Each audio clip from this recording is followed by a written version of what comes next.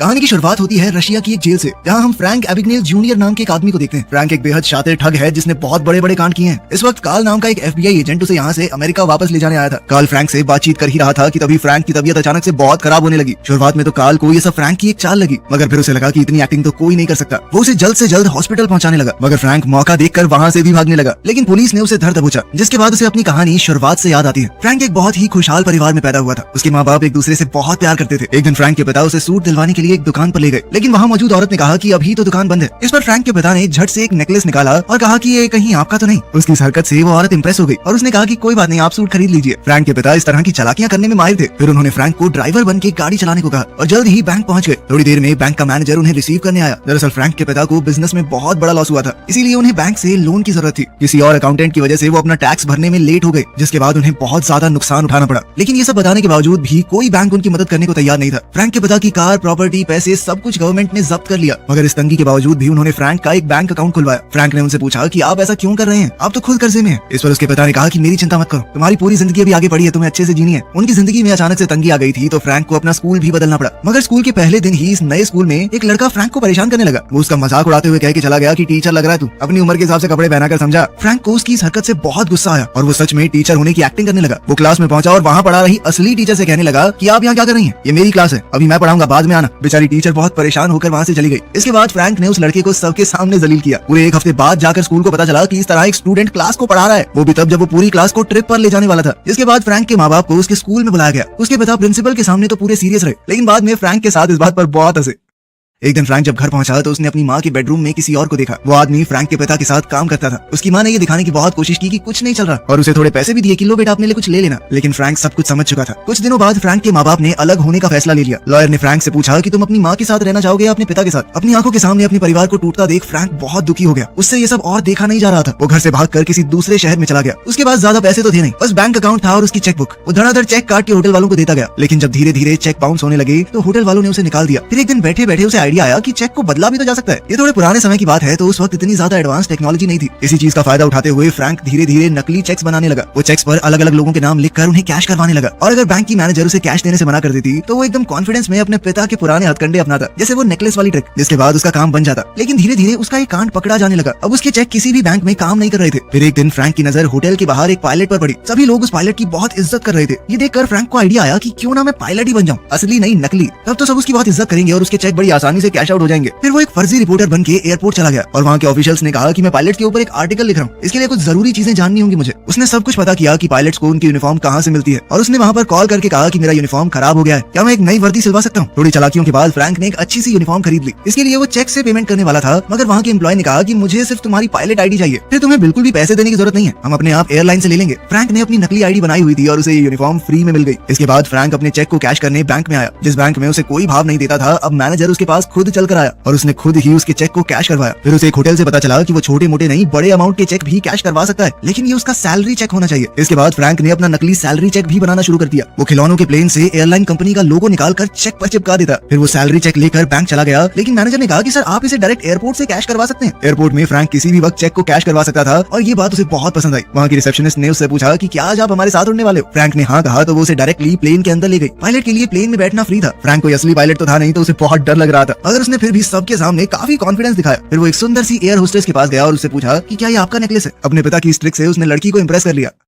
Frank अपनी उम्र से थोड़ा बड़ा लगता था और किसी को शक नहीं हुआ कि वो 22-23 साल का एक असली पायलट नहीं है। फ्रैंक अपनी जिंदगी के पूरे मजे ले रहा था। उसने एक बैंक की मैनेजर के साथ भी फ्लर्ट करना शुरू किया और पूरे सिस्टम को समझने लगा कि चेक कहाँ से आते हैं, कहाँ जाते हैं, अकाउंट नंबर कैसे असाइन होते हैं, सब कुछ उसने पता लगा लिया। उसे पता चला कि बैंक के चेक्स को एनकोड करने के लिए टाइपराइटर का इस्तेमाल किया जाता है, तो उसने भी बिल्कुल वैसा ही सेकंड हैंड टाइपराइटर खरीद लिया। फ्रैंक अब नकली सा काम नहीं कर रहा था, उसका काम बहुत ज्यादा प्रोफेशनल हो गया था। धीरे धीरे वो चेक्स की मदद से ज्यादा रकम निकालने लगा और उसका ये फ्रॉड बड़े से बड़ा होता गया। उसकी इन हरकतों की खबर FBI तक पहुंच चुकी थी और उस केस को कार्ल नाम के एक एजेंट को असाइन कर दिया गया। वो अपने काम को बहुत सीरियसली लेता था। एक दिन फ्रैंक अपने पिता से मिला, जिन्हें वो अक्सर चिट्ठियां लिखकर बताता था कि आजकल क्या कर रहा है। फ्रैंक के पिता को लगता था कि उनका बेटा सच में पायलट बन चुका है। उन्हें उसके ऊपर बहुत फक्र हुआ। फ्रैंक ने कहा कि सरकार ने आपसे सब कुछ छीन लिया, तो मैंने अपनी कमाई से आपके लिए एक गाड़ी खरीदी है, वही जो मूवी में जेम्स बॉन्ड चलाता था। मगर फ्रैंक के पिता ने कहा कि टैक्स घोटाले के बाद सबसे पहले यहाँ पहुंच गए थे। नीचे फ्रैंक का ही एक पड़ोसी एक अंधे आदमी को गाड़ी में बैठने में मदद कर रहा था। दूर से देखने पर कार्ल को लगा कि सच में ठग को पकड़ लिया गया है। इसे कार्ल भी फ्रैंक के ऊपर भरोसा करने लगा। फ्रैंक ने अपना नकली चेक बनाने का सारा सामान उठा लिया और कार्ल से कहा कि पुलिस थोड़ी देर में आती होगी, तब तक मैं सबूत नीचे रख के आता हूँ। अब तो कार्ल उस पर पूरा भरोसा करने लगा था। उसने कहा कि ये लो अपना वॉलेट भी ले जाओ, लेकिन फ्रैंक ने जानबूझकर कहा कि नहीं, इसे तुम ही रखो, और सारे जरूरी सामान को लेकर वो वहाँ से भाग गया। कुछ देर बाद जब कार्ल ने आखिरकार वॉलेट खोल कर देखा तो उसमें कुछ भी नहीं था। वो शातिर ठग उसकी आंखों के सामने भाग चुका था। ये जानकर कार्ल को बहुत बेइज्जती महसूस हुई। उसके बॉस ने भी उसे खूब झाड़ लगाई। कार्ल इतने गुस्से में था कि उसने अपने बॉस को ही खरी खोटी सुना दी।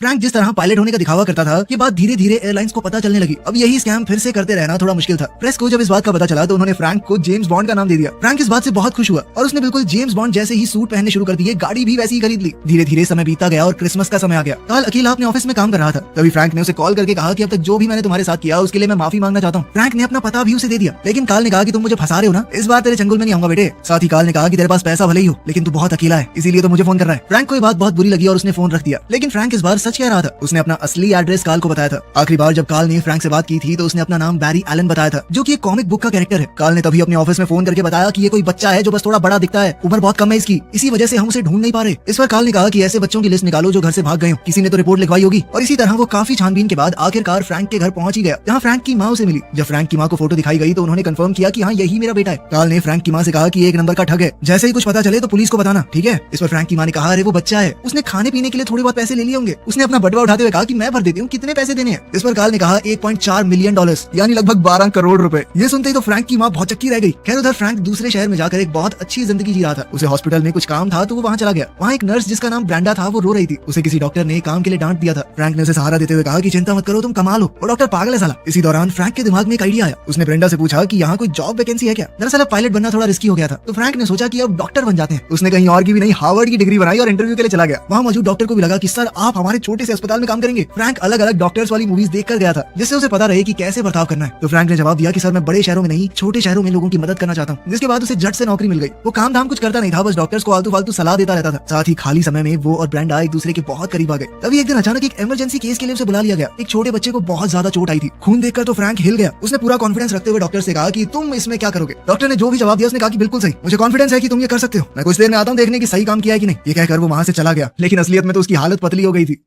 दूसरी तरफ कार्ल फ्रैंक के पिता से मिलने गया और उसने फ्रैंक के पिता को उसके सारे कारनामे बता दिए। इस पर फ्रैंक के पिता ने कहा कि मैं नहीं जानता वो कहाँ है, और अगर पता भी होता तो भी तुम्हें नहीं बताता। कार्ल को समझ आ गया कि बाप बेटा बहुत करीब है, जरूर से चिट्ठियां तो भेजता ही होगा। उसने वहाँ पड़ी हुई चिट्ठियों में से हिसाब लगा लिया कि आखिर फ्रैंक कहाँ रहता होगा। अब वो पुलिस को लेकर जल्द ही वहाँ जाने वाला था। उधर फ्रैंक और ब्रेंडा अब एक दूसरे को चाहने लगे थे। एक दिन ब्रेंडा अचानक से रोने लगी। उसने फ्रैंक को बताया कि मेरा एक बार अबॉर्शन हो चुका है, इसके बाद मेरे पिता ने मुझे घर से निकाल दिया था। इस पर फ्रैंक ने कुछ सोचते हुए कहा कि देखो, अगर मैं तुम्हारे पिता से शादी की बात करूं तो क्या वो तुम्हें अपना लेंगे। ब्रेंडा को ये बात बहुत अच्छी लगी। फिर फ्रैंक ब्रेंडा के पिता से मिलने चला गया। ब्रेंडा के पिता एक लॉयर थे, तो फ्रैंक ने भी कह दिया कि मैं भी पहले लॉयर ही था, उसके बाद ही डॉक्टर बना। वो वकालत के ऊपर भी फिल्में देख के आया था, तो उसने अपनी बातों से सबको इंप्रेस कर दिया। ब्रेंडा के पिता ने पूछा कि देखो सच बताना, आखिर तुम्हारे जैसे आदमी ने मेरी बेटी में क्या देखा। इस पर फ्रैंक ने कहा कि मैं सिर्फ एक मामूली सा आदमी हूं जो आपकी बेटी से प्यार करता है। जिसके बाद ब्रेंडा के पिता तो बहुत ज्यादा इंप्रेस हो गए। फ्रैंक ने ब्रेंडा के पिता से पूछा कि अगर मैं यहाँ पर लॉ प्रैक्टिस करना चाहूँ तो मुझे क्या करना होगा। इस पर उन्होंने कहा कि तुमने लॉ स्कूल तो किया हुआ है, तो बस तुम्हें एक एग्जाम देना होगा, जिसके बाद तुम यहाँ पर प्रैक्टिस कर सकते हो। जिसके बाद फ्रैंक ने असलियत में पढ़कर एग्जाम दिया और लॉयर बन गया। इसके बाद कहानी फिर से प्रेजेंट में आई। यहाँ कार्ल ने फ्रैंक को अरेस्ट कर लिया था। कार्ल ने पूछा कि तुमने उस एग्जाम को पास कैसे किया। तो फ्रैंक ने कहा कि इस बात से क्या फर्क पड़ता है, लेके तो तुम जेल में जाएगा ना, कोर्ट में तो नहीं। कहानी फिर पीछे गई, जहाँ हम फ्रैंक को ब्रेंडा की फैमिली के साथ अच्छी तरह घुलते मिलते हुए देखते हैं। वो ब्रेंडा से शादी करने ही वाला था। उसने अपने पिता से मिलने की इच्छा जाहिर की और साथ ही उन्हें बताया कि गवर्नमेंट ने हमसे जो कुछ भी छीना था वो सब हम वापस हासिल करके रहेंगे, और फिर आप माँ को भी मना लेना और हम सब पहले की तरह एक साथ रहेंगे। उसके पिता ने बताया कि तुम्हारी माँ ने किसी और से शादी कर ली है। ये सुनकर फ्रैंक को बहुत बुरा लगा। उसके पिता ने ये भी कहा कि मुझे तुम्हारे कारनामों के बारे में पता चल चुका है। ये सुनते ही फ्रैंक को बहुत बड़ा धक्का लगा और वो वहाँ से चला गया। रात को फ्रैंक ने कार्ल को कॉल करके बताया कि मैं शादी करने वाला हूँ, हमारे बीच में जो कुछ भी हुआ मैं भूल जाना चाहता हूँ। फ्रैंक चाहता था कि उसके ऊपर जितने भी चार्जेस लगे हैं सारे ड्रॉप कर दिए जाएं। इस पर कार्ल ने कहा कि मैं तुम्हें कभी भी नहीं छोड़ूंगा, जब तक मेरी नौकरी है तब तक तेरा पीछा करता रहूंगा, ये सब करने के बाद तुम बच नहीं सकते। इसके बाद कार्ल ने एक आइडिया लगाया। उसे पता था कि शादी के बाद फ्रैंक अपना नाम चेंज नहीं कर सकता। डॉक्टर बनने पर उसका जो नाम था उस नाम को कार्ल ने हर जगह सर्च करने का ऑर्डर दिया। उसने हिसाब लगाया कि कहीं ना कहीं शादी का इन्विटेशन भी तो छपा होगा, तो उसने इन सब चीजों पर भी निगरानी रखनी शुरू की।